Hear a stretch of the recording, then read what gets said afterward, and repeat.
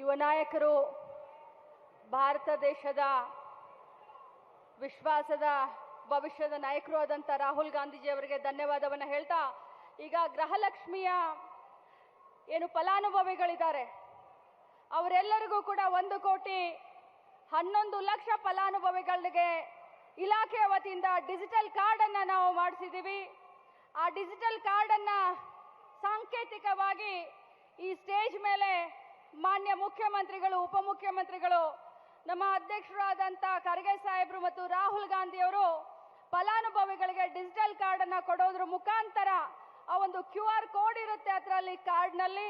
ಆ QR ಕೋಡ್ನ scan ಮಾಡಿದ್ರೆ ನಮ್ಮ ಸರ್ಕಾರದ ಸಾಧನೆಗಳು ಮತ್ತು ಕಾರ್ಯಕ್ರಮದ ಬಗ್ಗೆ ತಾವು ನೋಡಬಹುದು.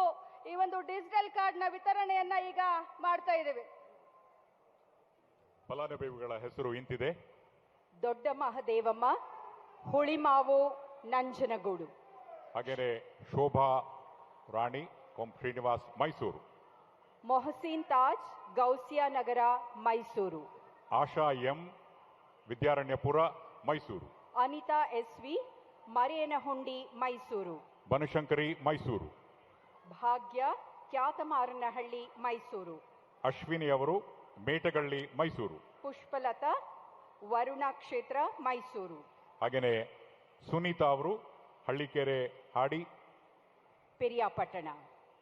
ಸಾಂಕೇತಿಕವಾಗಿ 10 ಜನ ಫಲಾನುಭವಿಗಳು ವೇದಿಕೆಯ ಮೇಲೆ ಈ ಗೃಹಲಕ್ಷ್ಮಿ ಯೋಜನೆಯ ಅನುಷ್ಠಾನದ ಆ ಎಲ್ಲ ಫಲವನ್ನು ಇವರೆಲ್ಲರೂ ಪಡೆಯುತ್ತಿದ್ದಾರೆ.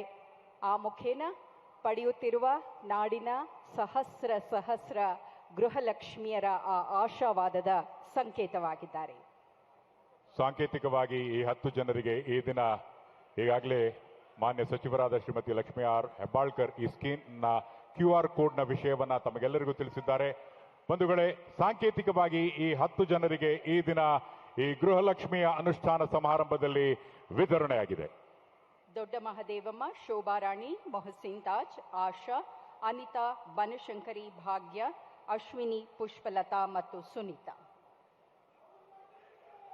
ಎಲ್ಲ ಗಣ್ಯಾತಿ ಗಣ್ಯರಿಗೆ ಈ ಕಾರ್ಯಕ್ಕಾಗಿ ಧನ್ಯವಾದಗಳು.